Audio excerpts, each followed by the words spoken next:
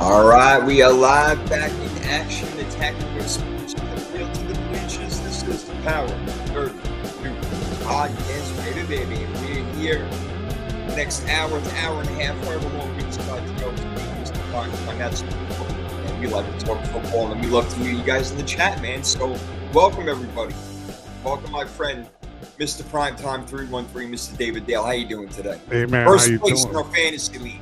Man, I squeaked it out. Not Malik Neighbors. Zay Flowers gave me 2 points last night, and I won this week by 1.5 points. 1.5 is what I won. Wow. And because Jahmyr Gibbs had a pretty decent night. So we go into the night. Jahmyr Gibbs versus on Hingle McClingleberry, and then on my side it was Zay Flowers. And I went in, I think, up by like 20 or 18 or something like that. Gibbs had a good game, and had I not gotten those I think it was like 2.4 points from freaking Zay Flowers, I would have lost. I won by unbelievable. It was like 113.72 to 122.22. It was insane.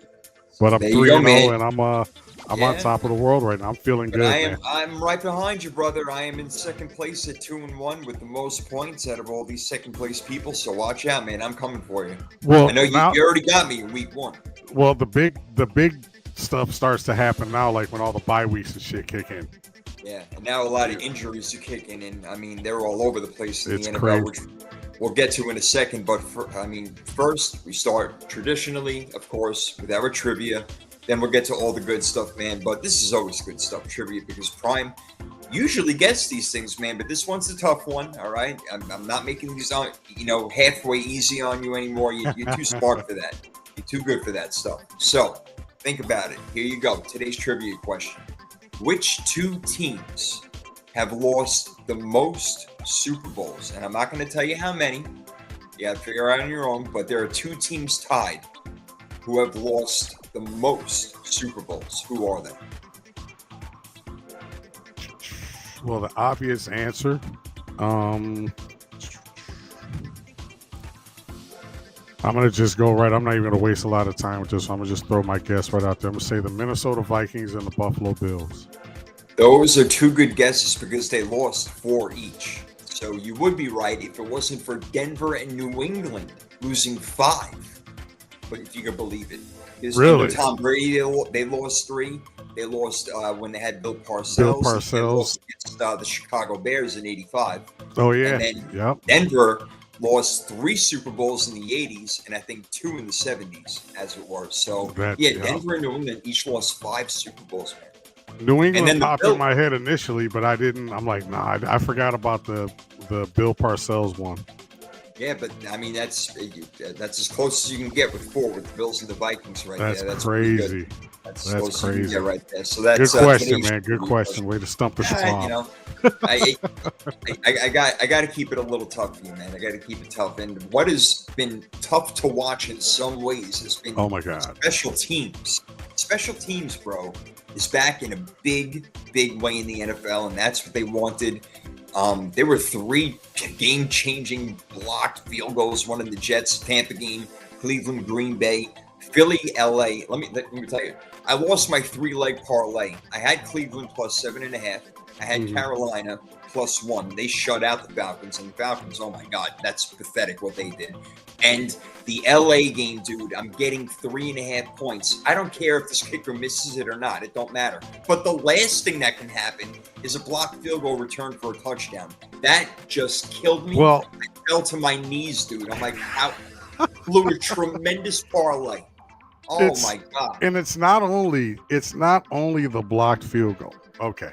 If a little skinny ass 180-pound defensive back blocked it, ran it back. Okay. But Jordan Davis, one of the biggest guys on the field. I know somewhere Marcus Spears was smiling with his big man ball and stuff that he does on their show. And but yeah, he looked like James Harrison. And the thing is that nobody even got close to him. I don't think it was one of those things because the Rams were my preseason Super Bowl pick, and I actually picked them to win this game, and they were actually in position to do so until the football gods just decided, not this week. Not Oh this my week. So gosh. go 9-7 straight up. I think my locks were 2-1. I'm 34-14 for the season straight up, and I'm 6-3 with the locks. So still a pretty good season. But like you said, and then don't forget that Sunday night game, the Giants had 2 field goals blocked. Or I think it was a blocked field goal and a blocked extra point. Yeah, it just kept going more and more. So it was absolutely insane the way that, like you say, special teams was the story of the day. As we say, really up to Jorge Senior. Yes. How you doing? This gents just got offered BTJ for Garrett Wilson. Your thoughts? That's interesting. I feel like Brian Thomas Jr. is going to come around. And Garrett Wilson, I mean, damn, he's that good of a wide receiver that he can do well with almost any quarterback, and he's shown that. That's a tough one right there. What do you think, bro? I don't know, man, because you're looking at a guy right here that had almost 80 points sitting on his bench in fantasy this past week and still won. But there's some people out there, man, that are giving up on BTJ. But I think as the Jets continue to progress, Garrett Wilson might be a guy. I don't know if I would make that trade right now. If it was maybe later in the season, I would probably pull the trigger on that. But it's just hard to give up on BTJ right now. That's just my opinion. Part of that, that a lot of that is the way that Trevor Lawrence has been playing or has not been playing. He has not been playing that well this season. No. He was on display again this weekend against Houston, even though they pulled out the win. That's a tough one right there. That's almost like evenly balanced, but if I had to give my pick right there, I would say stick with Brian Thomas Jr. I think that overall he's probably got more of a skill set and maybe on a team that has more offense, even though the Jets showed that they can score again this weekend. Well, it took a block kick, but whatever. That's a tough one right there, Jorge, I got to tell you. But I would stick with what you got. As you say, what's up to Jack Bryan? He's in the house over here. What's Jack Bryan got? In deep wide receiver, feeling iffy with Chase Brown as his number 2 running back. Just got offered J.K. Dobbins for Sutton. Okay, so 2 Broncos he just got traded for. Wow. Well, I'm a guy that has Courtland Sutton on my fantasy team, Jack, and I sat him this week because the first couple weeks he really didn't do anything for me. So I don't know. J.K. Dobbins had a pretty good week this past week. I got Dobbins on my team. He's been doing well, but you know what? I hate to say it. It's almost a matter of time before he gets hurt. I mean, He can never complete a season. So it might do you well to make that trade. I mean, Sutton is definitely his guy. If you're in a PPR league, that definitely does help. You got Chase over there. I still think that Chase Brown can do some stuff for you. So if you can keep him and grab Sutton if you need wide receiver help, that wouldn't be a bad trade. I'm interested in that. All right, let's see. All right, love the questions. So, of course, Jack, Jorge, love it. Love having you guys in the chat doing some fantasy football stuff. We'll keep going on throughout that theme, throughout the entire show. But Jackson Dart to start, bro. It's your team, man. It's your freaking Giants. Well, by the way, before we go, Jack is saying he's got Sutton in as his flex and Odunze and Nico, Keenan, and Ricky Pearsall, I think he's saying. Yeah, Ricky Pearsall, Odunze, and Nico. That's pretty good, but the problem is with Houston's offense. That's good. Houston's offense, though, is not doing anything. And if they do anything, it usually is Nico Collins. He's usually the guy that's making the play. And here, Jack, a quick little Keenan Allen has been revitalized going back to the Chargers. He's had a couple of pretty good weeks, and then, a big touchdown. Man, a big touchdown this week. And so I mean, that might not be. That is a pretty deep wide receiver field you got. You can't go wrong with the Dunze. I'd be worried about Nico, like you said. Nico's probably the odd man out. If I'm looking at those 5 guys that you have right here in the chat, I think Nico Collins would be the odd man out because I can't believe what the hell is going on with Houston right now. Oh, my God, man. But, everybody, CJ Stroud this, CJ Stroud that, and it's not just a sophomore slump. He's in his 3rd year now. And it's not getting any better. So is that coaching or is that him or I don't know what's going on, but something's I don't know. It's wrong looks in Houston. A lack of an offensive scheme. They are very vanilla on offense. They really don't do a lot to try to trick you. It's real. Okay, we're going to run the ball left. We're going to run the ball right. You're going to do a slant here, and you're going to do a goal there. It's almost like they know the playbook already. If you study them enough, you get to know. And that was one of the reasons why I said Houston is not going to make the playoffs this year.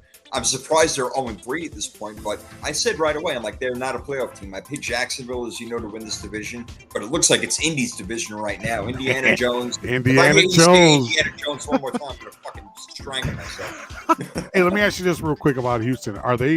Does Tank Dell and Joe Mixon not being in that lineup make that much of a difference? Yeah, it seems like it really does, man, because when they are in the lineup, they had been scoring. Now, they were never a juggernaut of an offense, but they were good enough, especially with that defense, to score in the low 20s and still win a game. Now, yeah, it's a lack of weapons. Christian Kirk shows up every 55 plays. So they don't have a lot going on over there, man. They really don't. But I want to get to this Jackson Dart thing, man. I thought maybe it was a game too early because now you got to play. Yeah, it's at home. That's a good thing against the San Diego, LA Chargers, wherever the fuck they play. So we got them.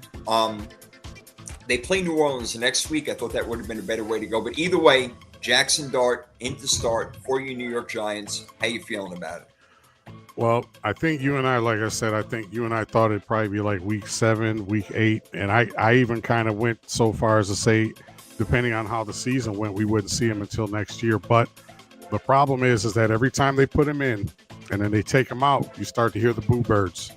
So that not only is the fan base chirping for Jackson Dart, I think Brian Dable right now, and you and I have discussed this numerous times, Brian Dable is he's coaching for his life right now. And he's got to do whatever he thinks he can do to get that team rolling because they have looked like ass 2 out of the first 3 weeks. 2 out of the first 3 weeks, they failed to score 10 points. We looked at the game last week, and when they lost that game, even though they put up, 37 points, you knew that it was an anomaly. If the team scores 37 and still loses, their defense hasn't been what we thought it would be up to this point. They've had some individual success here and there with Brian Burns, Abdul Carter showing some flashes here and there. But Jackson Dart going into this, I don't think the Giants are ready to give up on this season quite yet, especially with what's happening in Dallas. So I think that they feel that there's always a chance, and they're going to go with the young guys, see what they got, and whether this is a wasted season or a magical season, either way it goes, man, they got to see what they got with the rookie. Yeah, no doubt. I agree with you, and I want to follow up on that, but I do want to get to Jason Ortiz over here real quick. He said that he traded Judy, who didn't start, Addison, who couldn't start, and Pollard for Javonte Williams, Ladd McConkey, and Mike Evans. I would have said you won before I heard the news yesterday that Mike Evans is out for 3 to 4 weeks. Otherwise, that's a pretty good trade. Ladd McConkey, I like. I know he hasn't blown up yet, but he will. Judy, not a big deal. Addison, yeah, I think he's pretty good. That's a pretty even trade that he got right there. And he's also got prime that he's starting is DJ Moore, Michael Pittman, and Jalen Waddle. And Pittman and Waddle have really shown up this year so far. Mm-hmm.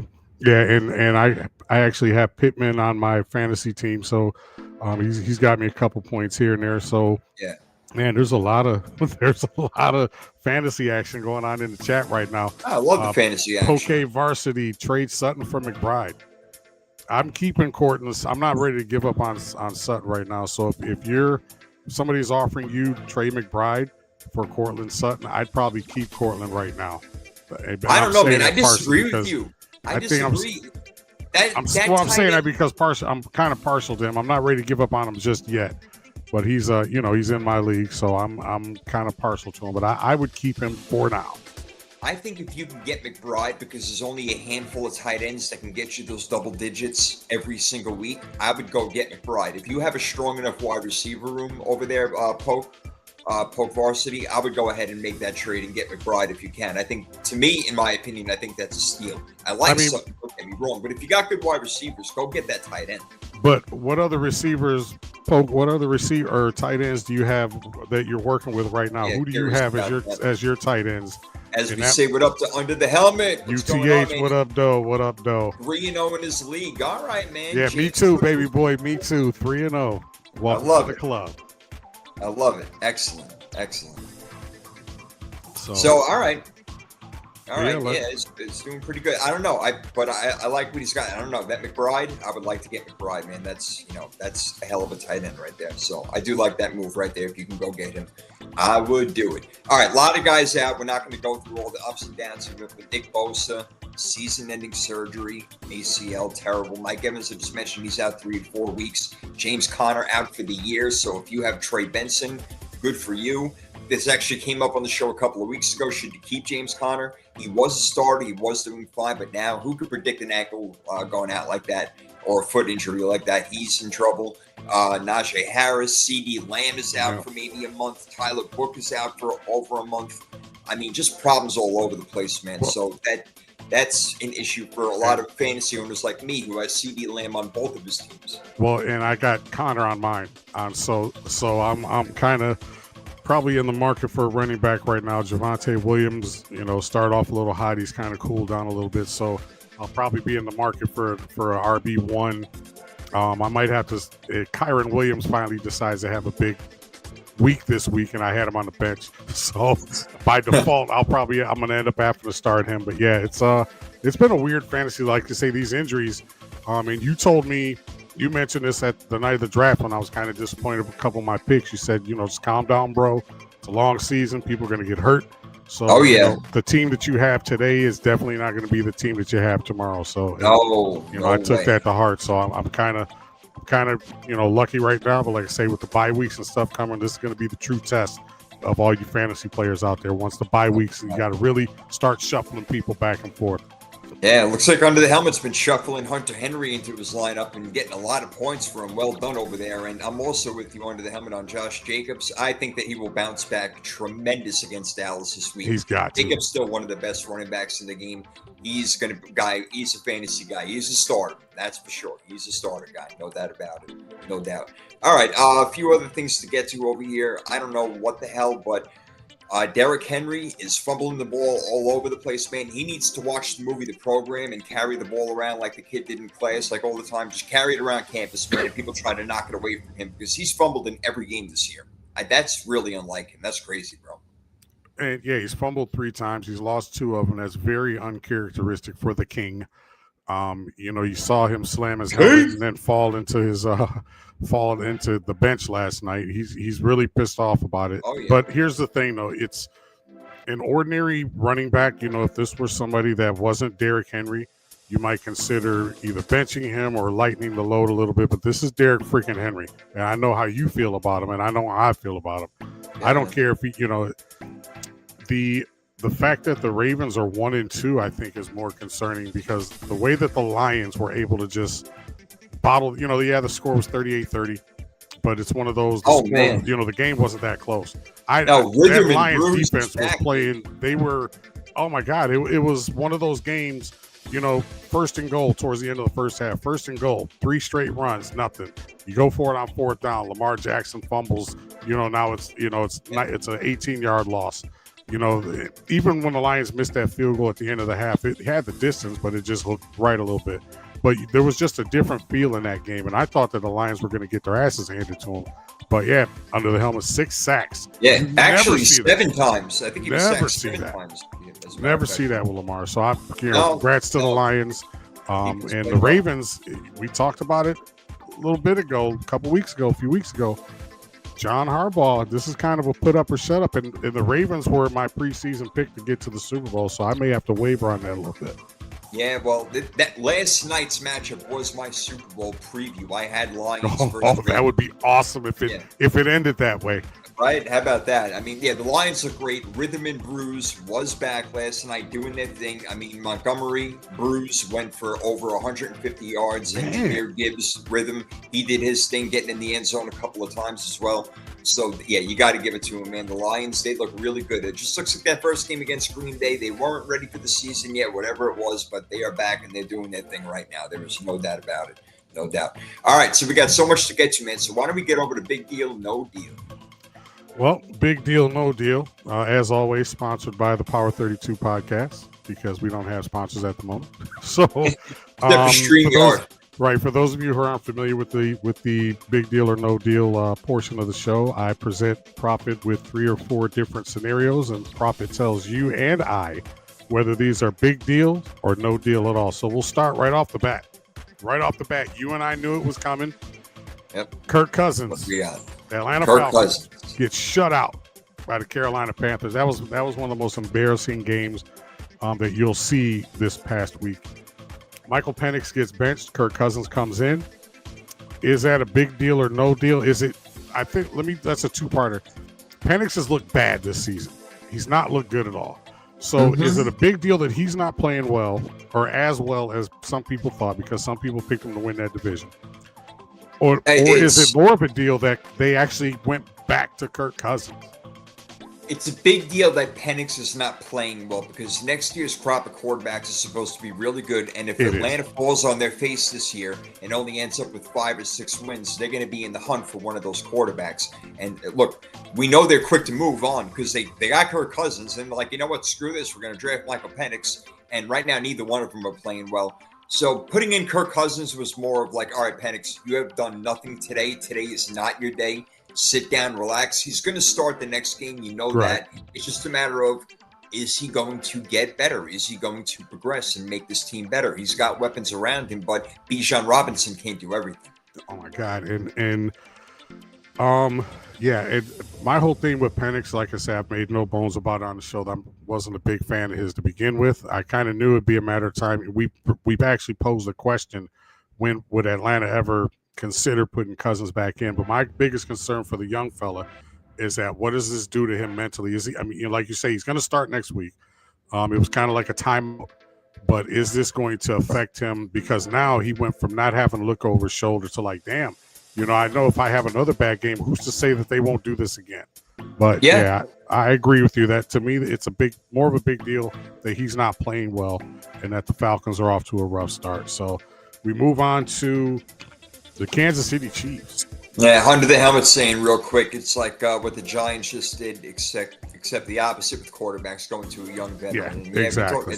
It's time to do it. The Giants are going nowhere this year. Let's see what the kids got, like Prime was talking about before. All right, let's hit the second one. So the second one, the Kansas City Chiefs offense has not looked anything like it has in the past, and this is actually like going on the third year now that the Kansas City offense hasn't been what we're accustomed to seeing. So is this a big deal or no deal? I know you and I picked the Chargers to win that division. I know I did. Did you? You picked the Chargers? Yeah, Chargers. Yep. So, you know what? You know how much I love them this year. Absolutely. A 3-0. Shout out to Jim Harbaugh. But is it a big deal that maybe not right now because it's early in the season, but as the season progresses, do you think it's a big deal that they simply have such inconsistency on offense, and that all of those one-score lucky games that they won last year, they're not going to be able to do that this year? Because to me, they just don't have the firepower.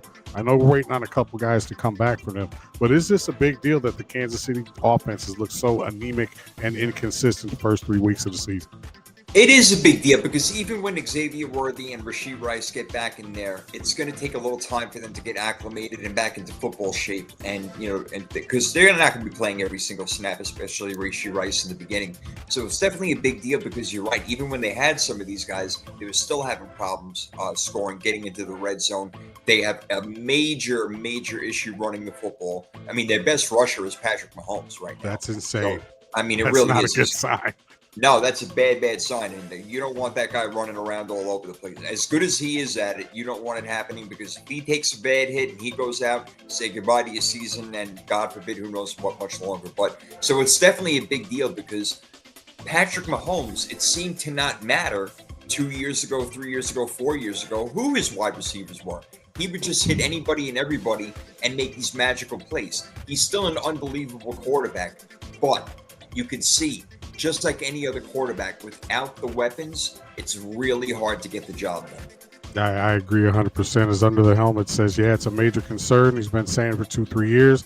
Kansas City has been their defense and Spags, and that's kind of what they've been riding. They're still a really good team. Let's not get it twisted. As long as you got Patrick Mahomes and Andy Reid, you got a chance. But I agree with you 100%. There's definitely cause for concern there. Now, this one's kind of in your wheelhouse. So we got Indiana Jones and the Indianapolis Colts at 3-0.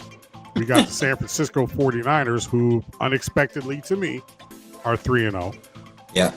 But the difference between the two teams is that the Indianapolis Colts has not lost their star defensive end. So how big of a deal is this as the 49ers move forward and try to capitalize on this early season success?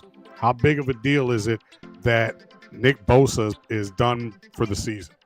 Huge deal, because that's what's been keeping the 49ers in games is their defense. That's the reason why Fred Warner's been playing out of his mind. Nick Bosa, obviously, we know what he could do. I'm not going to go down the whole roster, but getting Robert Saleh back as our D coordinator had been huge. Now you take away our best pass rusher, and our defensive line is a little weak to begin with. So with him gone, it's a very big deal, because them being 3-0 right now, look, they beat the Saints, they beat the Cardinals at home in a very sloppy game, and they went to Seattle in one, which is kind of surprising. So they really haven't blown up and, gone crazy on the scoreboard, scoring 30-something points or whatever. And I know they have their guys out, but I do have a little hope, Prime, in knowing that, Brandon Ayuk is going to come back and Juwan Jennings is going to get healthier. And, you hope that George Kittle can come back sooner than later. So there are still guys out there. And Christian McCaffrey is leading the league in touches at his, advanced age as far as a running back.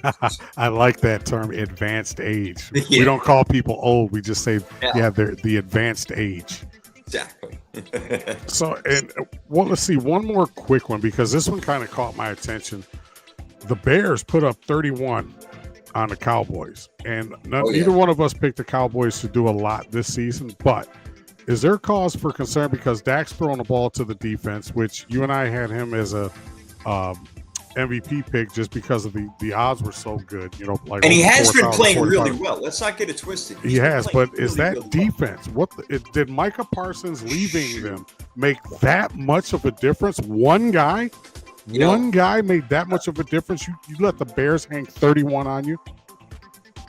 One guy can make that much of a difference, but it really is altogether the fact that Kenny Clark is banged up and not playing well. Trayvon Diggs is letting wide receivers run by him left and right.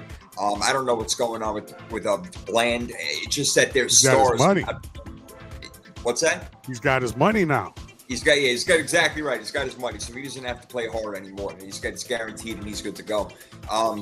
It's an issue. Even though Dak is playing phenomenal, without CeeDee Lamb in there right now for a good probably 4 weeks, George Pickens, he's good. But you know what? He dropped a critical pass that ended up in the Bears' hands that turned it around and made that game impossible for Dallas to come back and win. So, look, they're getting scored upon left and right. The Giants put up all those points on them. Chicago put up all those points on them. It's absolutely embarrassing what's going on with them right now. They have no defense, and with that, they have no shot unless they're going to score 50 a game. Yeah, wow. Well, good stuff as always. And that, ladies and gentlemen, was Big Deal or No Deal. Yes, indeed it was. I love the questions. I never know what the hell they're going to be, but I love them, Prime. It's a beautiful thing. I love it. Yes. Beautiful. All right, let's get to our game picks, man. Before that, Prime beat me again. We both had bad weeks, so we're going to have much better weeks this week, all right? I promise you guys we're going to turn it around. We'll try to sneak a couple of spreads in there for you. Prime, you got the spreads up there? Absolutely. All right. We had a freaky fantasy draft also, which, Prime, you got 74.3, and I got 53.54. So you win this week. You got it. So we're split, right? I can't believe I was telling my wife, like, I don't know if I'm gonna, I don't know if I'm gonna. Especially, I saw that Atlanta game, or saw a couple of games early. I'm like, I don't know. I think Jason. I thought I was gonna actually get roasted this week. Nah, you took it, man. You took it. Well done, man. We're both gonna get a lot better as the weeks go on. We're in week 4 now, and that's when things really start cooking up on Thursday Night Football. We got Prime versus the Prophet going head to head. Week 4. Let's do it. We want to hear from you guys in the chat as well. Seattle, Arizona. When I look at Kyler Murray play, it's so funny. He looks like a fucking bobblehead doll. Just like this little thing running around. He's got this big fucking helmet on. He's running all over. It just looks so ridiculous. It's the little fella.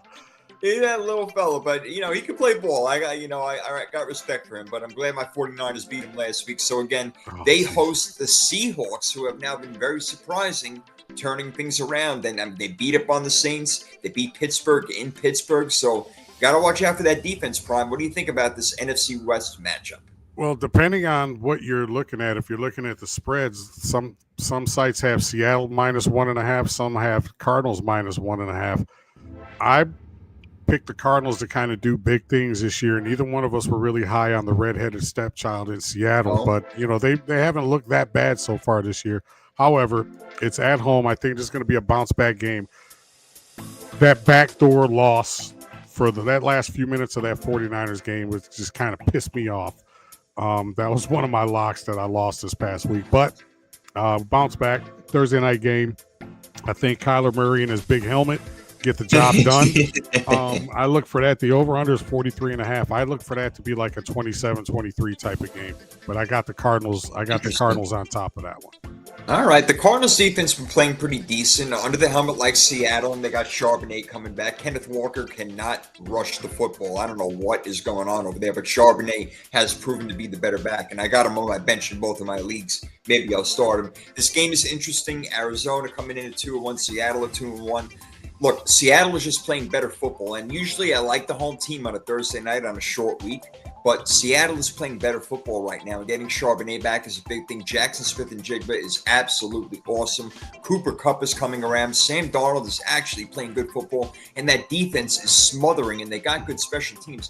Just all around prime. I think Seattle is a better team. So I'm going to take Seattle in this one. And it's funny how when you look at the beginning of the season, before everybody starts playing, start making your picks based on what you think. And then once the games actually get going, it's like, you know what? Seattle might not be that bad. They might not win a division, but, they might, there's going to be the way the season's looking right now, looks like towards the end of the season, there's going to be a huge fight for the last, for those wild card spots, man, because it's looking kind of wacky right now. Sergio Martinez, should I trade Ladd and Waddle for Caleb Williams? Absolutely not. Look here, let me put that in the chat in all caps for you. Hell no. No way, man. Hold on to them boys you got right there. Forget about Caleb Williams. I mean, if you need a quarterback, you might be able to find somebody, on the waiver wire, as opposed to giving up two guys that could be in your starting lineup. So I'm with you. Under the helmet, big loss. Also need to see Marvin Harrison make the jump. He's been dropping wide. Yeah, you know what? Marvin Harrison, I don't know. Maybe that was too high of a draft pick for him. I don't know. Michigan's still in his head. Yeah, right. Will Johnson's still in his head. Will Johnson, man. There you go. And now that's his teammate. How about that? Right. All right. So our next game is coming from Dublin, Ireland. All right. This should be a good one. I can't do an Irish accent. Can't do it. Yo, no. Kevin O'Connell is the quarterback whisperer. He can make Tim Tebow a great quarterback, I swear to God. But Carson Wentz and them go out and score 48 freaking points. I know it's angles, but still, holy crap, what a great job. So you got Minnesota, that really good defense, Kevin O'Connell coaching a really good offense, and Pittsburgh was like, man, I don't know who you guys are. They could have easily lost that game to New England. I got to tell you, man, there's no home field advantage over here. I like Minnesota in this one, Prime. You know what? I'm kind of leaning towards Minnesota, because you know how much I love Aaron Rodgers. This is a game that I probably wouldn't bet, but as far as a pick straight up, I'd go with the Vikings simply because the Pittsburgh offense, other than that first game of the season, their last 2 weeks, they've struggled to score points, and that's a big concern. That's a real big concern for Steeler fans. I know a couple at the job, and they're very concerned about the way that this is shaped up. Everybody was riding so high after week one, and these last 2 weeks, to barely be able to beat the New England Patriots is, we thought Aaron Rodgers was just back, to his old self after week one, but it's not looking that way, and they're struggling right now to score points, and the line reflects that. The over-under is only 40.5, so the odds makers aren't looking at a very high scoring game, but I'll take the Vikings in that one. But as far as betting line, right now it's -2.5 for the Vikes. I wouldn't bet that game simply because it's in Ireland, it's overseas, and there's going to be fatigue. It's probably going to be an ugly game. What do you think? Yeah, I think it'll be kind of an ugly game. I agree with that. I think it'd be more of a defensive struggle, if anything. But then again, the Steelers haven't been playing good defense. That's why I think Minnesota could put up just enough points. Do you see Sergio's team over here? Look at this guy. I saw that, man. Flowers, JSN. Oh my God. Are there 4 teams in your league? I was just gonna say there's like 2 teams in your league or something like that. You guys just picking all pros back and forth. Yeah, you absolutely do have a stacked team, man. Unbelievable. And Connor, what is he saying? Chase Brown or Benson at flex? Wow, Benson against Profit, Seattle. I'll let you have that one. Chase, you're more of a Chase Brown guy than I am. Yeah, so I mean, Cincinnati is playing this week. Denver. Ooh. Cincinnati's playing Denver. That's a tough one. I don't know if I would start him. I would probably go with Benson. He's going to get all the carries, man. I would go Benson at flex, Connor. Good question. Good question right there. All right, we're both on Minnesota on that one. Let's go to Washington, Atlanta. We just talked about Atlanta. They looked absolutely horrible. The Dirty Birds need a shower after that game. They got to clean themselves up, all right? Washington coming in. I don't know if Jaden Daniels can be ready or not, but you know what? Marcus Mariota didn't miss a beat. They put up 40-plus points. It was the Raiders, I understand. but this one's Atlanta. I don't know. How do you see this game going? No, I agree.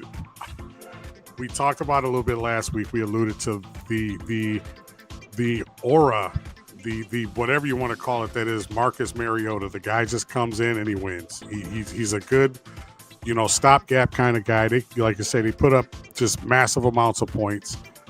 He still has his mobility. He still has good decision making. He's still everything that you want in your backup quarterback. And on the flip side of that, Atlanta changing quarterbacks. Michael Penix not playing that well with all the weapons, Bijan and Pitts and London and freaking, all of these guys that you have.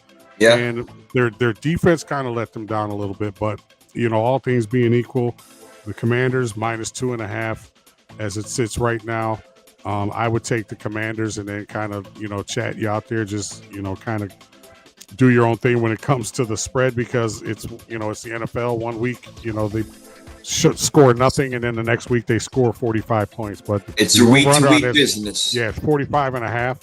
I kind of like the under on that one, simply because I don't think Atlanta's going to be able to score enough points to cover that over-under. But yeah, all things straight up being equal, give me the Commanders. Okay, so you're going with Washington in that one. Yeah, I mean, I'm not going to lie, I struggled a little bit with this game. I went back and forth a bit. I'm like, can Atlanta come back at home and do some things? But I just don't feel like they could score enough points, and the Commanders can. So give me the Commanders 26-16. So I will take them and have them cover the spread on the road. I know that's a lot to ask for, but they're just playing better football right now, and Atlanta was demoralized, so they're going to need some tough-ass coaching from Raheem Morris. All right, and I know that Under the Helmet likes Washington too, so he's going with them. Sergio says he needs a lot of help at quarterback. He's got Prescott and Trevor Lawrence. Who should he start? And that's why he's asking about Caleb Williams. I don't know. Again, those two guys are a lot to give up. I don't think you have to. Here's the thing, Sergio. I don't think you have to offer both of those guys to get Caleb Williams. You can offer one of them and get Caleb Williams. Dak Prescott, I understand now without CeeDee Lamb. Trevor Lawrence hasn't shown a lot. So I understand his urgency prime. But it was Ladd McConkey and I forgot who else, another good player to give up that Sergio shouldn't. So I don't know. That's tough right there. I can understand your conundrum right now, but maybe check out that waiver wire. But don't give up too much to get Caleb Williams. Absolutely not. And look at the remaining schedule. Look at who your guys are playing as the season goes on. If I had to lean to one right now, I'd probably go with Trevor Lawrence, simply because he's still got BTJ, right? Yeah. So, and then Prescott's without CeeDee Lamb. So all things being equal between the two of them, I still kind of like I haven't totally given up on Jacksonville having a decent season. I think I've already given up on the Cowboys, but and not for Caleb Williams, and like Prophet said, check out the waiver wire. But it's tempting right now. It's going to be tempting to get Caleb Williams, and I actually picked the Bears to do some things this year. But it's going to be very tempting to get Caleb Williams. But I would give that a couple more weeks before I pull the trigger for Caleb Williams, just to see if they're finally onto something here after scoring. Yeah, I kind of think they are. Look, I think it'd be nice for him to get him on his team with what he's got, so I can understand that. But that's tough. You just don't want to give up too much. This guy, he must be in a deep league over here with Harold Fannin and going for Ollie Gordon. He's got Ferguson rostered in a full PPR. Oh boy, that's tough over there. How many teams are in that league, KJ? That's a big one. I know Under the Helmet, he's got a 14-team league there also. No doubt. Sergio, we appreciate you, man. No doubt. Questions come in anytime. We love to hear from you guys. Yeah, KJ, I'm curious. How many in that league, man? Wow. All right. Let's go quick to New Orleans, Buffalo. This shouldn't take too much time. Watching the fucking Saints play is like, it's like a new way of torture in like foreign countries or something like that. They make you watch a Saints game. It's horrible. Give me Buffalo huge. One of my locks, obviously, 42-10 Buffalo. And this is the third week in a row this will be the third week in a row that Buffalo is a double-digit favorite. That's crazy. That's crazy. Yeah. So, right. Yeah. I saw like 15.5 or something. Yep, that's what I'm looking at right here, 15.5. So that's give it to me all day. That's insane. I'm going to take that. That's one of my locks as well. So yeah, don't even waste a lot of time thinking that one over. Just pick the Bills, put your money where the Bills are, and go from there. Now, plus, I need Josh Allen to come back and have a huge game. Oh, I can only imagine. I need 30 points from Josh. He'll put up 30 points in the first quarter, probably. Yeah, don't worry about that. This next game could be a real trap game for your Detroit Lions. They are at home, but Cleveland comes in with that really tough defense. This is going to be a clash of the Titans. That defense against Detroit's offense, I can't wait to see what happens in that one. But Cleveland is tough. You got to watch out for them. Yeah, they squeaked out that home win against Green Bay. They don't have a lot of offense to speak of, but can your Lions put up enough points to handle it? Absolutely. And here's the matchup. This is one of the matchups of the year. Penei Sewell and Myles Garrett. Oh, juicy, if, baby. If that doesn't get you flowing, just for that, juicy. I hope they don't line him up on Taylor Decker's side. I want to see Myles Garrett and Penei Sewell battle it out one-on-one for that entire game. I think Cleveland backed into a win last week. The fact that, and on the flip side of that, you got Aiden Hutchinson, who this might be a breakout game for him. I'm predicting he's going to have 2 sacks in this game because Joe Flacco can absolutely do nothing once his feet get set. It's like they're in concrete. So he'll be a big target back there for the Lions. But yeah, I got the Lions winning this one, and the spread right now is 8.5, and I'm debating whether I'm going to make that one a lock or not. But you know what? The hell with it, Chad. I'm going to go ahead. You heard it here first. That one's going to be a lock. Lions 8.5 over the Browns. Because I'm looking at like a 34-10 type game. All right, that's a lot of points. It's going to be a blowout. It's going to be a 2-touchdown at least. There's a lot of points to score on Cleveland. I mean, I'm not going to bet this game because it's too close. I like the Lions to win at 23-17. I'm a little afraid to lock this one up, to be honest with you, but I still think the Lions should win this game. I really do. I really do. So I like your Lions there. This next game, nobody should watch. Nobody cares. Houston's offense is like watching a movie and rewind. It's terrible. Tennessee, Houston, AFC South juggernaut matchup between two teams that apparently nobody gives a shit about anymore, Prime. No, that's something that your boy Mike Patton and Damian Adams are probably very interested. Yeah. Those guys. Shout out to those two guys. That's something that they're probably looking forward to. But unless you're a fan of the AFC South, this game, who cares? This game has absolutely no juice. There's nothing I want to see. Houston let go of C.J. Gardner-Johnson for reasons unbeknownst to me. I wonder why. That's his third team in less than 3 years. So apparently he's came here, didn't do much, went back to Philly, didn't do much, and now in Houston they let him go. So yeah, he was good his initial stint with Philly, and then when he went to Detroit, he's chasing guys. All you see is the back of his jersey. Kind of reminded me of the old Bryant Westbrook or Michael Westbrook, whoever. Or no, I'm sorry. Remember Terrell Buckley? Terrell Buckley had two different careers. He used to get burned all the time, and then as he got older, more veteran-y, if there's such a word, he got a little bit better. But this C.J. Gardner-Johnson thing, he's had like two really distinct careers. He was really good for a minute, and now he's sucked the last few years. So yeah, that's like watching paint dry. But if we have to pick somebody, I'm going to take the home team. Houston can't lose 4 in a row, can they? They probably can, and look, I had Houston winning this game 0-0, but I'm not sure right now. I don't know. I feel like Tennessee maybe could put up points, but they kind of stink too, man. I don't know. This one's tough, man. I really don't know. So with that being said, 0-0. I got Houston 0-0, man. They win it. What the refs flip a coin at the end of the game and say, "All right, heads you win, tails you win." Yeah, right. That's the best awesome. way to do it. Just save us all from watching the game. Just don't. It's 38.5 to the over and under. So yeah, Nobody's really got high expectations for that game. I like the. Oh God, I like the under on that one so much. I might jump on that before it gets too low. All day long. All right, next one. Another game you might not want to watch either, unless you live in Carolina or New England. The freaking Panthers and Patriots. I mean, okay. Drake May, a little bit exciting. The Panthers got their first win, 30-0 over Atlanta. We talked about that a little bit. They have to go back on the road to New England. You know, it's always a tough environment over there in New England.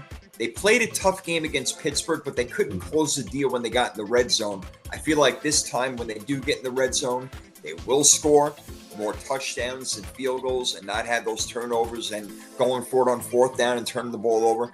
Give me New England in this game, Prime, 23-14.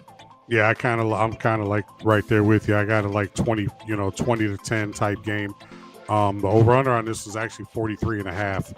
By the way, if you picked the over last night, like we told you to, last week on the Ravens-Lions game. Congratulations, and you can always Cash App Jason, Cash App the Prophet, Cash App the Prime.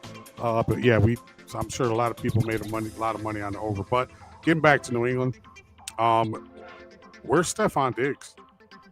Yeah, dude, seriously, brought him over here for what? I had to look actually to see if he was still on the roster. I'm kidding, of course, but they've yet to utilize him. No, they're not. Yeah. I saw him had like one catch for like 4 yards when I kind of peeked at the game, and that was the only catch I saw him have. But long story short, Patriots 5.5-point favorites at home, 43.5 is the over under. But as far as straight up, I'm going to take the Patriots because it's kind of time for them to, show that, we were kind of high on them a little bit as far as, Mike Vrabel, different coach, blah, blah, blah, real coach now. But they've kind of been a little bit inconsistent like you alluded to. But give me the Patriots in that game, like I say, 20-10. All right, I'm with you on the Patriots, 23-14. Our next game brings us back to another one of your teams. You only have two teams, but this one being the New York Giants, and they are hosting Jackson Dart. Will be hosting his first game as a starter for the New York Giants against the undefeated LA Chargers coming into town.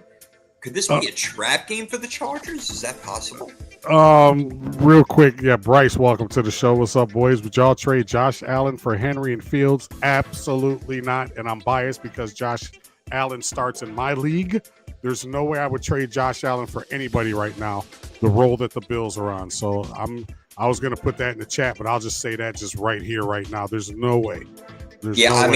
Unless you have other stud running backs, you can't give up on Josh Allen. Somebody last week asked, it's only a one quarterback league? No. Yeah, someone asked last week they were thinking about trading Josh Allen as well. No, you can't trade that guy. He's a fantasy machine. He really is. Unless you have a totally stacked backfield, that's a different story. But no, he's a freaking machine, Bryce. Hang on to him. Justin Fields, you just don't know what's going to happen. I mean, he can have that one game like he did against Pittsburgh, and then he can have a horrible game like he did the game after, and then be out with a concussion. So you just don't know what's going to go on. It's a little bit too risky. Sorry, we were a little bit emphatic there, but we both are big Josh Allen fans, especially when it comes to fantasy. So especially. Exactly. Getting back to your question, Vegas thinks this is a trap because the line is only 5.5. That's the devil's number. That's the devil's number, especially in college. I have here, without disclosing too much, I have had a lot of victories picking the dog in the 5.5-point spread. That is the devil's number for a reason. That's a number you want to stay away from. So Vegas is telling you something right there. However, this is a rookie quarterback. This is his. He's at home, yes, but the Chargers are rolling right now.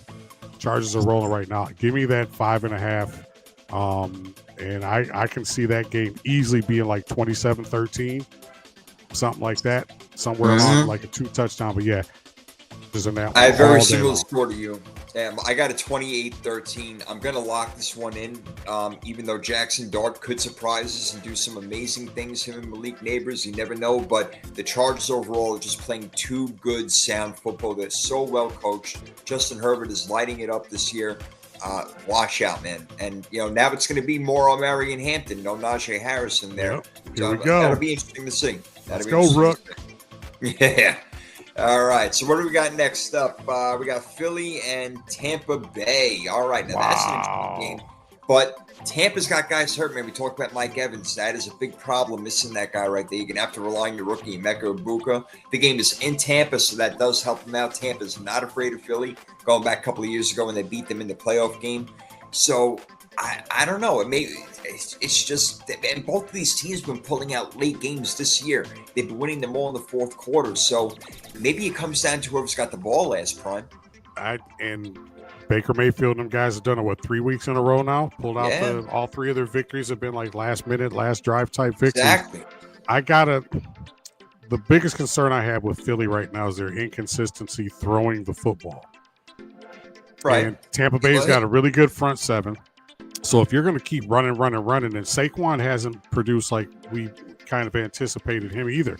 He ain't on pace for 2,000 yards. That's absolutely not. Absolutely not. And on the flip side of that, Mike Evans' streak will probably come to an end of 1,000-yard seasons because of the fact that he is injured. He'll be out for 3-4 weeks. So unless he has amazing games when he comes back, that streak is very, very much in jeopardy. But having said all that, right now I'm like you, man. You convinced me. You convinced me. I believe in Baker. I believe in Baker, man. Give me the Bucks. Give me the Bucks in that game. Probably like 23-20 type game. Yeah, this one's a tough one for me to call, but I just feel, again, Jalen Hurts is such a winner. Whenever the game is on the line, he gets it done. Whether it is through the air, running the ball with Saquon, or running the ball by himself, he just knows what to do. I feel like this game will be close throughout the entire game, trading blows for a little while as both teams can score on offense. But when it comes down to it, Philly is just a more complete team. And I feel like they will do enough to win this game even on the road just by a field goal. So I'm going to take Philly in this one, 26-23. Oh, wow. So you got a 3-point game as well. So that would be a push because the line is 3. Philly minus 3. Let's see if we get that hook. It'll probably go down to 2.5 as the week goes on. But like we always tell you here, we're not experts at betting, but we kind of know our stuff. So this is early in the week. Always check, Friday, Thursday, Friday before you actually start locking some of your picks in, especially if you go heavy, because a lot of these lines can change. That's why we give you the scores along with it. That's why we give you the Absolutely. scores, so you can kind of get an idea of, what we're thinking with the line, even though the line does tell you a lot. There's no doubt. All right, so you're on the Bucks. I'm on Philly. Our next game is a game that nobody thought was going to be interesting in the beginning of the year, but it really is now, and that's the Indianapolis freaking Colts against the LA Rams. Wow, man, how about that? The Rams had Philly by the balls. Philly comes back 26 points in the second half. Just unbelievable. They just know how to win games, Philadelphia. But Indy has been playing like near flawless football. They punted once in 3 games. That's crazy. It is crazy. But can they go into Rams' house and beat them? Well, here's the thing. If you're the Colts right now, and if you're a Colts fan, you're playing with house money right now. Pretty much. Nobody Jonathan Taylor's ripping it up. Oh, did you see the run? Yeah, he's sick. He broke 17 tackles, and there's only 11 guys on the field. I don't know how the hell that happened. He got me like 35 fantasy points this week. Oh, wow. Too bad I missed out on him in our draft. But Indianapolis is playing with house money right now. If they can go into LA and compete, and not necessarily they show that they can compete, and that these first 3 weeks haven't been a total fluke, I think people are going to start taking them for real, and then a lot of people are going to start swapping their picks for that division winner and kind of heads towards the Colts. Rams, of course, are my preseason Super Bowl pick. Right now, I see the Rams winning that game. It's Rams minus 3.5, but honestly, I think the Colts cover. As it's the Colts. I'm looking at like a 24-21 type game, man. I see the Colts covering. It could even, it could be 24-23, come down to another last-minute field goal for the Rams, and hopefully this one won't get blocked. Yeah, right. There you go. All right. Well, that's interesting. I've been on the fence with this one all game, but maybe it comes down to who can win in a fight, a Ram or a Colt. Like, what's tougher? I don't know. Maybe a Ram could just bash a horse or something like that. I don't know. But I just think, Matthew Stafford and those guys on offense, they really got it going on. I feel like they should be able to pull out a home victory in this one, so I will take the Rams. There you go. All right. And you're on the Rams as well, right? Yes, sir. All right, let's keep it moving. That's a 48.5 point over and under. Yeah, man. Yeah. I got it going over 33-24. I got the game. Oh, you got a shootout. Yeah. I got the game going over. No, that Indy's for real. Indy has convinced me they're for real. They can move the ball up and down the field. They got a great run game, and Daniel Jones has been he's accurate this year. He's doing what he has to do. He's learned. Again, Kevin O'Connell, another whisperer, a quarterback whisperer, just unbelievable stuff. Just really unreal. They got a rookie tight end stud that I have on my fantasy team. Yeah, man. Michael Pittman, Jonathan Taylor. That's a good 3-headed monster to have. Alec Pierce on deep balls. Yep. I mean, it just works out. We haven't seen Josh Downs yet really do anything. So, there you go. All right, we got Jacksonville and San Francisco. So it's like the Mac Jones Bowl over here. Mac Jones going back playing his former team in Jacksonville that he was with for a year last year. And came in and played pretty good. And he's been doing a pretty decent job for the 49ers, man. My 49ers 3-0 prime. They're hosting Jacksonville. Jacksonville coming off a real ugly win from Houston. San Francisco an even uglier win against Arizona. So which ugly-ass team wins this game? I like that. I give me the 49ers. They're at home. 3.5-point favorite right now, 46.5 over under. But give me a 23-14 type game with that one. I just don't think Jacksonville has it together. I don't think they're going to get it together. And even if they do after this game, it's going to be after this game. I see the 49ers going to 4-0, and all of that shit, French, that I talked when me, you, Abe, and McNiner were on the show a few weeks back. I'm going to end up having to send McNiner a steak dinner. Because I was crapping all over the 49ers. Right now they're 4-0, or they'll be 4-0 after this week. And hey, if I got to eat a nice slice of humble pie, just put it in the microwave for 30 seconds and heat it up a little bit for me. Give me the 49ers in this game. All right, taking my Niners to go 4-0. I'll give you my answer in a minute. But we got Hobby Steele's coming in with some fantasy. What's up, Hobby? Action. Who should I start at my flex? He says, Jacoby Myers, Quinshon Judkins, or Chase Brown. Dude, I like Jacoby Myers this week, man. We haven't got to their game yet, but they're playing the Bears, who don't have a really good defense. And Jacoby Myers is that number one option other than Brock Bowers on that team. Yeah. Ooh, I kind of like Jacoby Myers in that case. Chase Brown, bad matchup this weekend. Quinshon Judkins, they have a problem moving the ball in Cleveland. I know that he scored this week. I totally understand that, but that was a field position battle sort of thing. I like Jacoby Myers, Brian. Yeah, I do too. And especially getting back to Judkins real quick, if Derrick Henry and Lamar Jackson couldn't penetrate that Lions defense, there's no way in hell that Quinshon Judkins is going to be able to. Quinshon Judkins is going to be able to. So I agree with Prophet 100% on that one. All right, we are in agreement, but we don't agree about the San Francisco game. I'm going to keep picking against San Francisco as they keep winning. So that's that psychological thing. That's what I did last night. I picked the Lions against them, hoping that they would win secretly. But Jay Hang 20, hi. Would you trade BTJ, Josh Jacobs, and Travis Hunter for Amon-Ra, Judkins, and Scatterbo? BTJ, Josh Jacobs, and Travis Hunter for Amon-Ra. Wow. I might, because Travis Hunter's done jack shit. But I know you're high on Josh Jacobs, and we just discussed BTJ a little bit ago. Man, pray about that one. I'm all right with Travis Hunter, but Josh Jacobs and BTJ. Scatterbo, again, I don't know how much offense you're going to get with the Giants. Amon-Ra St. Brown is an absolute stud. This is a decent trade right here, Prime. I don't hate this trade on either side. No, now that I look at it again, I'd keep BTJ and Josh and Hunter, because like I say, especially for this week, because the Scatterbo is not going to do jack probably against the Chargers defense. Judkins, we just said he's not going to probably do a whole lot against the Lions. He might have a touchdown or so, but he's not going to, go for 150 yards against the Lions. And we talked about him earlier in the show. You're a big fan of Josh Jacobs, as am I. And Travis Hunter, I don't know if people are ready to give up on him just yet. We know he doesn't like to tackle. We have seen that. But I wouldn't make that trade, honestly. See if you can maybe do a straight up Travis Hunter for Cam Scatterbo. That might be better. If you just do a 1-1, a Hunter for Scatterbo, you might make out on that one. Or BTJ for Amon-Ra, which they probably wouldn't. Nah, that's not going to happen. No way. But or BTJ and Travis Hunter for Amon-Ra.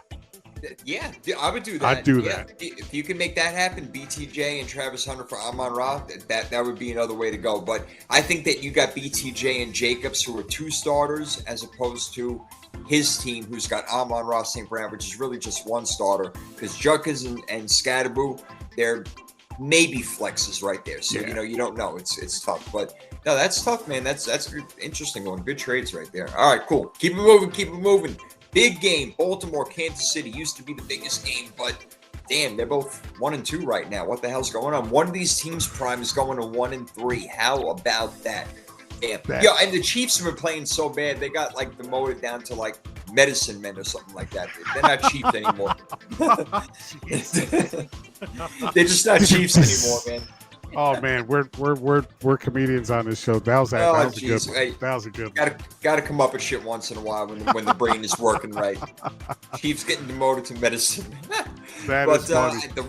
The Ravens got to be pissed off, man. I'm going to take the Ravens 31-24 in this one. I think the Ravens are angry, and they know it. They feel like they should have beat the Lions at home, and they didn't play their best ball. The Chiefs, we talked about it before. Yeah, it's a big deal. It came up in big deal, no deal. I'm worried about them. I like Baltimore, brother. Yeah, give me Baltimore. The line on that is Ravens -3. So that Kansas City's a home dog. That? Yeah. Give me. That's a lock. That's my third lock of the week. Oh, okay. So I got Eagles I got Saints and Bills a lock.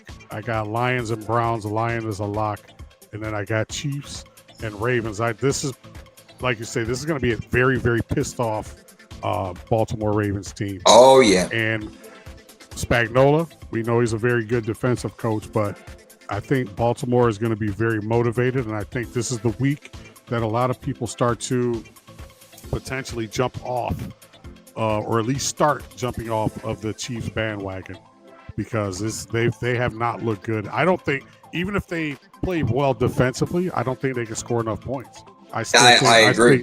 I think the Ravens cover that 3 very easily.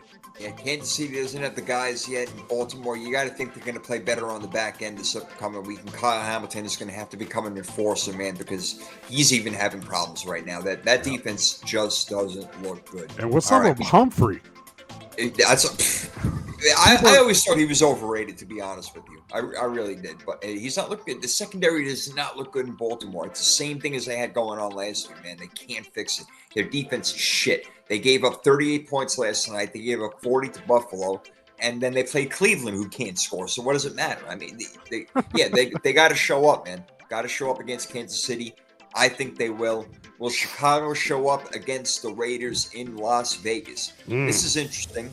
All right. Game is a little more interesting now that Chicago finally got their first win. Ben Johnson, Caleb Williams, all happy, painting their nail polish on their fucking thing, doing all that sort of stuff. But this game. There's another one, Prime, that can go either way. The game's in Las Vegas. Who do you think is going to win between Chicago and the Raiders? Well, right now the Raiders are early favorite, 1.5 point favorite. For under right now is 47.5, depending on where you're looking. So I kept flipping a coin in my head like 50 times for this game, because it's not really a game I care about, other than the fact that it's a division rival. But I'm not. You know what? I'm gonna this is like a live reaction type thing. Give me the Bears. Give me the Bears in the upset. I'm gonna go with the Bears. I think, hopefully for Bears fans, that this is the time that Caleb Williams has maybe turned the corner. We talked about earlier. Maybe they're onto something now. And they've actually had a couple of decent performances so far. They haven't looked horrible. They just haven't been what we thought. They're not who we thought they were. But yeah, give me the Bears to go on the road and upset the Raiders in this one. Okay, I agree with you. Is it an upset? I'm not really sure, but I'll be upset if Chicago loses, because I'm picking them. So I will definitely he's on a roll tonight with the one-liners. Yay! Like Rodney Dangerfield, right? Hey, take my wife, please. I take her everywhere. She always finds her way home. Remember that in Goodfellas? He said, take my wife, please. I take her everywhere, but she finds her way home. Not my wife, honey. Not you, baby. Not you. Shout out to my wife, Yana. Good save, bro. Well done. Classic. Oh, that's great. All right, our next game, Green Bay and Dallas. I feel like they play every fucking year, this team. I know. So I'm tired of it. Every year. This one's Sunday Night Football. No CeeDee Lamb, a killer for me, especially in fantasy. Micah Parsons going back to Dallas to play his old team. You think he's not going to be amped up? And the Green Bay Packers aren't going to be amped up after losing a heartbreaker in Cleveland on a blocked field goal. Green Bay is going to come in and smash Dallas. I'm close to locking it, but I like another game better that I'm going to get to. But on Sunday Night Football, the Packers go into Dallas, beat the Cowboys up. Micah Parsons may have 9 sacks and break the record in that game. 33-21. Give me Green Bay. What's your score? 33. Yeah, I'm right with. I'm like 34-17 type shit with that. All right. Dallas, and I'd be shocked right now if Dallas scores 17 points, because their offense, and there's just something not clicking right now with that team. And I understand new coach, new staff, blah blah blah, but you still have the same core of players right now, and it's just something just doesn't look right in Dallas. And somewhere a former cohort of ours is kind of ready to throw something through the TV because he predicted big things for Dallas. And you and I both crapped all over that. So do I enjoy seeing Dallas suffer as a Giants fan? Absolutely. So of course, it's a beautiful thing. I'm with you. Packers go in there and just destroy the Cowboys. Agreed right there. All right. Cowboys a home dog in that one too. Yeah, and they should be. Absolutely. How many points? 5.5 right now. 5.5? That could go up this week, ladies and gentlemen. So be on the lookout for that. People are going to be betting Green Bay. There's no doubt. Again, with CD out, that's a big deal, and their running game isn't. I just don't know. Okay, Monday Night Football. Thank God there are 2 games. Yeah, we got 2 games because they decided to schedule the Jets and Dolphins. So shit. All right. Thank God there's another game on. Hopefully Cincinnati and Denver will be good. Oh God! But let's get to the Jets and the Dolphins first. Oh man. You know what? Combined record of 0-6. This isn't, I thought, some of the people in the chat thought that Miami wouldn't be this bad until later in the season. Yeah, right. You should. When the wheels start falling off when it gets cold outside. Yep. Yeah, the car hasn't even gotten out the driveway, and the wheels are 3 wheels off already. So I'm going to actually pick the Jets. Miami's a 2.5 point home favorite in this one. I'm going to actually go with the Jets simply because I have no confidence in anything that I've seen with the Dolphins, whether it's offensively or defensively. Jalen Waddle has been decent, and we're still waiting to see what the hell's going to happen with Tyreek Hill and all that drama. And when will he decide to show up and play, or decide to show his face on the field and become a factor? He's there physically, but just, in the grand scheme of things, he's not the Tyreek Hill that we're used to. But give me the, I'm going to just go out on a limb, man. Give me the Jets to cover the 2.5 in that one. And, I think the Jets, like you said, will be up, down, up, down, up, down. But I think just against the Dolphins, I think this is a game where Justin Fields probably, this is probably a 28-14 type game. I'm not impressed by the Dolphins at all. No, I'm not impressed by either team, but I feel like the Jets are the best of the worst of the two of the bunch over there. The best of a bad situation? Yeah, really. I mean, there's probably going to be some crazy things happening. We're going to see some weird turnovers and interceptions and fumbles and special teams plays in this game, and God knows what else. Safety. I mean, I don't know what it's going to be, but I think the Jets actually do pull it out because I feel like they're coached tougher. Mike McDaniel, I think, is just... His seat is burning. That boy's ass is on fire right now. He's going to be out there real soon. Yeah, there's already calls for his job. Oh, yeah. Aaron Glenn, though, he's got time, but you can see how the team responds to him. So I think the Jets will come out and show on Monday Night Football. They could beat Miami. I agree with you with that. And a second Monday Night Football game that comes on an hour later are those Bengals, man. If it were Joe Burrow, those Bo Nix and that defense and everything, I'd be a lot happier. But in this Monday Night Football game, how can you not pick Denver to win this game? I got them going away 28-9. Get the Bengals off of prime time right now, and that is my last lock, the Denver Broncos. You know what? And actually, that's a bonus lock for me. I'm gonna lock that one in, and I'm right with you. That's like 9 is an interesting number, but yeah, give me like 28-10, 27-10 type thing. Broncos -7.5, over under 43.5. Unfortunately, that's probably going to be a game where the under, because the Bengals probably won't be able to score enough points. I agree. Here, let's just ask the question. How can you be okay? Look, Joe Burrow's gone. I get it, but you still have T. Higgins and Chase. How can you not come up with a plan, Zach Taylor, to just start force feeding these guys the football, man? That's like, it's worked for Minnesota. Right. Carson Wentz goes in there and he knows who the number one guy is. They actually spread the ball around a little bit, but he knows he's still got Justin Shepard. You got T. Higgins and Jamar Chase. You got all of this money involved. Your defense still looks like ass, by the way. Oh my God. And terrible. Now this could be a 13-loss Cincinnati team that we're looking at, man. And I had Joe Burrow for my MVP. Yeah, again, a guy who probably would be in the MVP conversation, but again, hurt. There it goes. Goodbye. Or last year losing season. Yeah, it's tough, man. I kind of starting to feel a little bit bad for the Bengals over there, but Joe Burrow is showing that he's going to be hurt throughout his entire career. whether it's every year or every other year. And it's unfortunate, but some of these guys are just injury prone. And this is his, third major injury in the past 5 years. So, and then he was hurt in college too. So, right. he's got the history. The history is there, but your offensive line sucks. Your running game is inconsistent. Your defense can't keep anybody off the field. So Joe Burrow's on the field more. He's on his ass more, like I say, because of the offensive line. And whatever they're doing to scheme-wise, it's not working because I just can't fathom a scenario where I have T. Higgins and Jamar Chase on the same team and my offense still looks that bad no matter who's at quarterback. But that's what I'm saying, man. You got enough good players over there where that guy can step in and do something and not put up, 10 points or whatever they scored this past weekend. Just absolutely. We're taking calls for Jameis Winston. Yeah. All right, let's get to the last part of our show, which I absolutely love over here. It's becoming a favorite, the Freaky Fantasy Football Draft. All right, you won last week, my friend, so you get to make the first pick. We have quarterback, running back, wide receiver, tight end, defense. If you guys don't know how it goes, once you pick that player or defense, whatever, for the year, you cannot use them for the rest of the season. Once you pick them, you cannot use them again. It is over. That's it. So we got to see what we come up with this week and get a little crafty over here, my friends. So what are we going to do? You have the first pick.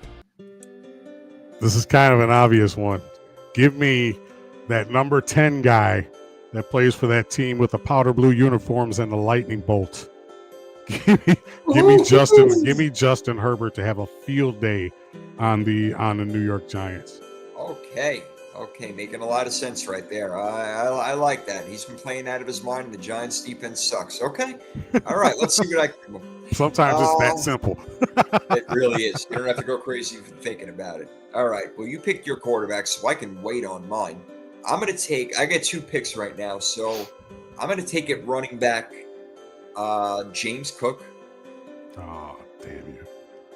Yeah, we got Buffalo against New Orleans this week, so I think James Cook will get his fair share of points. And I'm also going to go with Puka Nacua against the Indianapolis Colts. Ooh. So those are my first 2 picks. Now we go back to Prime, who's got his quarterback. You can go now wide receiver, running back, tight end, defense. You get 2 picks. Well, let's see here. For my running back, this is a tough one here because there's a lot of interesting matchups. Even though some teams suck offensively, they're pretty decent on defense. Give me, you know what? I think I'm going to pick my defense right now. All right. I'm going to give me the. Oh, shit. Tick tock. You know what? No, here. Give me my running back. I'm going to give me because you think it's going to be a high-scoring game, and I'm jumping on your bandwagon. Give me Kyren Williams. Oh, okay, no doubt. I'm going to start him this week in my league anyway, so double dipping there with Kyren Williams. Nice. I know they like to put Blake Corum in there a little bit, but no, Kyren Williams is the man. He's excellent. All right, so you got Herbert, Kyren Williams. You got another pick now. And then for my wide receiver, I'm going to jump on board. I'm going to jump on this bandwagon, man. Give me some Rome. Give me some Rome Odunze against the Raiders. No doubt, man. That's a good pick. Every week he's been playing really well, man. No doubt. I got him on my other fantasy team, so I'm very happy with that. All right, nice pick right there. All right, I get 2. I can go quarterback, tight end, defense. I will take Bo Nix against the Bengals this weekend. Bo. Your Oregon quarterback love right there. I'm just going to steal it from you. Started with Joey Harrington. And I think I am. Let's see. You know what? Hunter Henry, was that Under the Helmet talking about Hunter Henry before? Yep. I'm going to go with Hunter Henry this weekend. Oh, wow. Hunter Henry will be my tight end going against the Carolina Panthers. I can definitely see him getting in the end zone.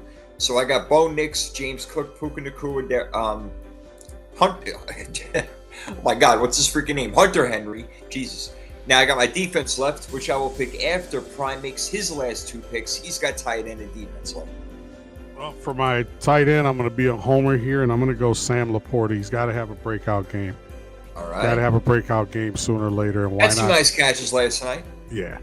And then for my defense, you're gonna be proud of me for this one. I'm going with the San Francisco 49ers defense.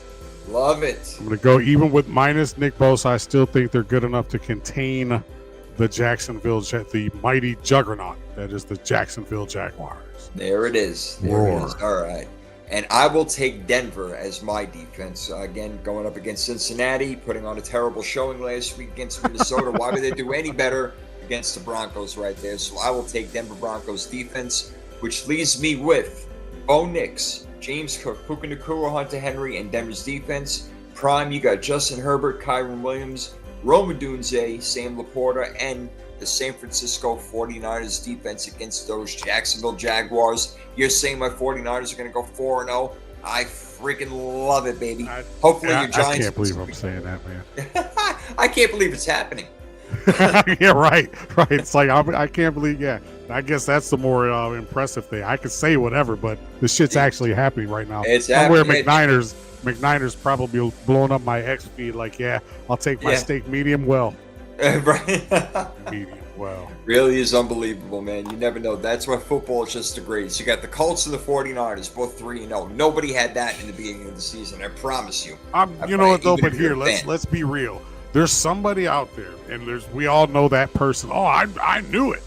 No, you didn't. Right, bro, of course. No, you didn't. Especially with the 49ers, maybe. Nobody that we know. We've had people on this show that are involved in that division quite heavily.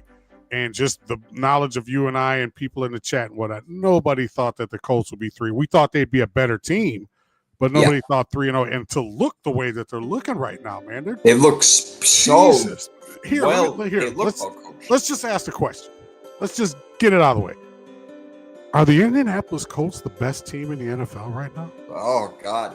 Let's just say it. I put you on a spot. I put you on a spot, Prophet. It's what I do.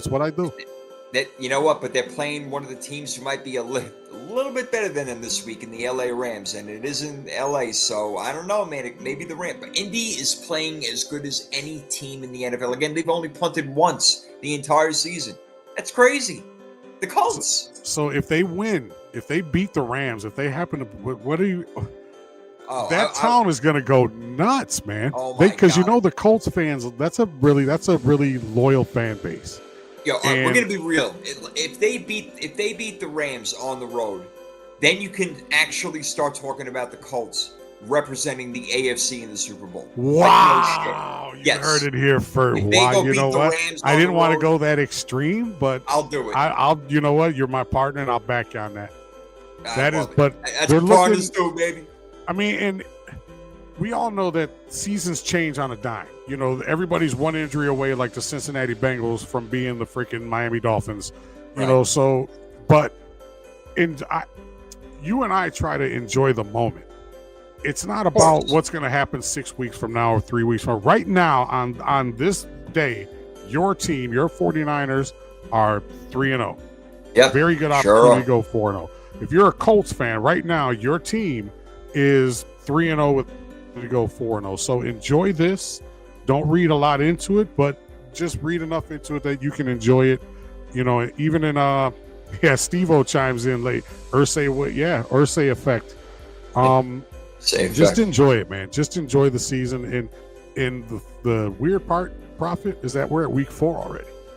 I know, man. The season's a quarter over. You wait all this time, and the season's a quarter over already. I got to tell you, I was thinking that already at week 3. I'm like, I can't believe it's week 3 already. I'm like, this is crazy. We got to slow this shit down. I need my football. I need it as long as possible. And I love my football, baby. I can't wait. Just wait. Start on Thursday night. We got football. Can't wait for it. That's why we don't do it on Thursday night anymore. We got Seattle, Arizona. I hope they both lose because I'm a 49er fan. I don't know how that's going to happen, but I like Seattle in that game. You like Arizona in that game. Yeah. So, but yeah, it's a nice ride, and we're going to enjoy these next 15 weeks, 16 weeks, and beyond. Hopefully our favorite teams and your favorite teams do well. We wish everybody out there luck, as we always do, and we always like to make sure that you guys keep tabs on us. We're here on YouTube. We had a kind of a really good week last week as far as views. We want to make sure we thank the chat for that, because it's with you guys and the viewers out there, this shit wouldn't be happening. Yeah. But yeah, we're on X, we're on LinkedIn, we're on YouTube, we're on Facebook, we're on you name it, and you can see our ugly mugs wherever you want. If there's any suggestions or anything you guys want for the show, kind of chime in. We'll discuss it. Because this is kind of a democracy, but at the end of the day, it's not. But we always welcome suggestions and things like that too. We'll probably, maybe in the next few weeks, as things really start to heat up, put the call-in line back up. But yeah, as always, guys, reach out to the chat. We're both on X. I'm at Mr. Primetime 313. Our partners at Sports Profit 1, as you can see on the bottom of your screens there, right below us. But yeah, man, we love you guys, and we appreciate you guys being here each and every week. We sure do. Make it worthwhile. Yeah, and some newcomers today. Jay Hank, Hockey Steels, Bryce Long, Sergio was in here, KJ was in here. Jack Ryan. Yeah, that's right. Connor was in there. A lot of guys in here today. Miss Simon this week. I'm going to have to get with Simon to see what happened. He probably had a hot day tonight. Man. He's back on first shift now, so there you go. Yeah, and we love those fantasy questions. Keep them coming, man. We love fantasy football over here, so it's all good. Keep them coming. We love them, and we hope that we can help you out with your team and maybe put a couple of dollars in your pocket, but don't hold us to it. All right, we're not professionals over here. We're just giving you our opinion, and we appreciate it. We appreciate you all. Power 32 podcast, baby. We're back next week, same time, same channel. Peace.